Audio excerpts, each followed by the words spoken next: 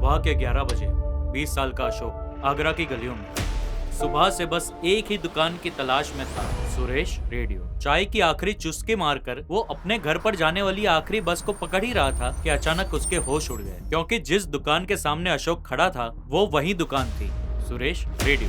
वो डरते सहमते दुकान के अंदर गया। वहाँ उसकी मुलाकात सुरेश की वाइफ उमा से हुई और उमा ये नाम सुनकर उसके पैरों तले जमीन ही खिसक गई, क्योंकि यहाँ आने के बाद उसे पता चला कि सुरेश का मर्डर तो 5 साल पहले ही हो चुका है। अशोक का दिमाग चकरा गया, लेकिन अब बारी थी उमा के होश खोने की, क्योंकि अशोक अब बताने वाला था कि सुरेश मरा नहीं, उसका पुनर्जन्म हुआ है और वो अब सिर्फ 5 साल का बच्चा है जिसका नाम है टीटू।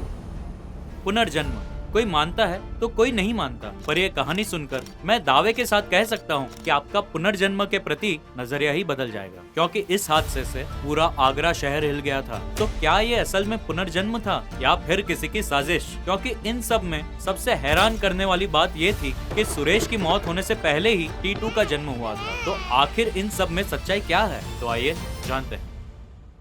मैं सुरेश वर्मा आगरा में अपनी पत्नी उमा, 2 बेटे और माँ बाबूजी के साथ अपना खुशहाल जीवन जी रहा था। मेरी सुरेश रेडियो नाम की दुकान थी। एक शाम मैं अपनी दुकान से लौट ही रहा था कि अचानक 2 अनजान शख्स ने मुझ पर गोली चलाई, मेरी हत्या की और वो दोनों भाग गए। मुझे मेरे कातिल पता है और मैं ये सिर्फ अपने घर वालों को बताऊंगा। ऐसी बातें सिर्फ एक 3 से 4 साल का बच्चा करता था जिसका नाम था टीटू। टीटू का जन्म आगरा से 8 किलोमीटर दूर बड़गांव के सिंह परिवार में हुआ। घर में माँ बाप और 6 बच्चे, जिसमें टीटू सबसे छोटा था। टीटू ने उम्र के 2 साल में ही बोलना शुरू कर दिया था। जब पहली बार बच्चा बोलता है तब माँ बाप काफी खुश होते हैं, लेकिन मामला यहाँ थोड़ा उल्टा था।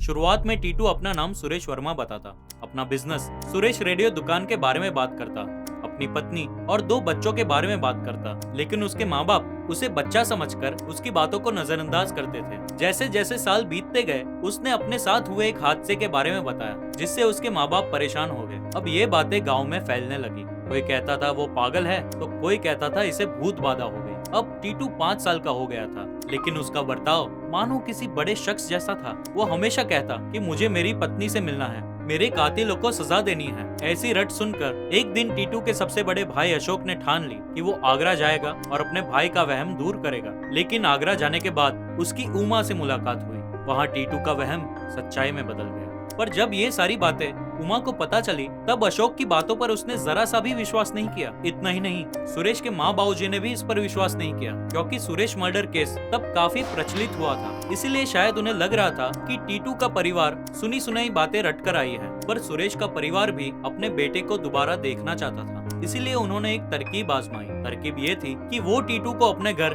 गाड़ी से ले जाएंगे।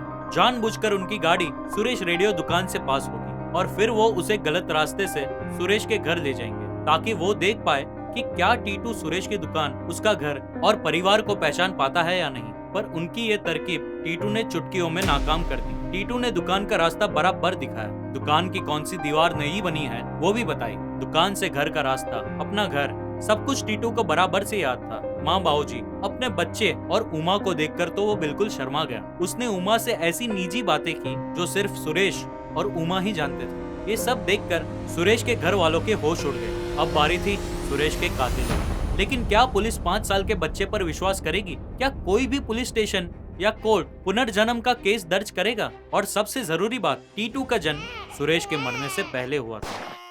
तो आखिर ये पुनर्जन्म कैसे? इतने सारे सवालों के पहाड़ खड़े ही थे कि कहानी में एक मोड़ आया। उस मोड़ का नाम था एंटोनिया मिल्स। वो एक री इनकारनेशन रिसर्चर थी, यानी पुनर्जन्म की एक्सपर्ट। मीडिया की मदद से टीटू की सारी बातें एंटोनिया मिल्स तक पहुंच गई, जिससे उन्हें जिज्ञासा हुई और उन्होंने रिसर्च करना शुरू कर दिया। टीटू की हरकतें, उसका गुस्सा, ये सारी बातें सुरेश से मिलने लगी। अब बस बारी थी ठोस सबूत की, जिससे कोर्ट में ये साबित हो सके कि टीटू ही सुरेश है। और बस यहाँ एंटोनिया का रिसर्च काम कर गया। सुरेश के सर पर लगे गोलियों के निशान टीटू के सर पर भी थे।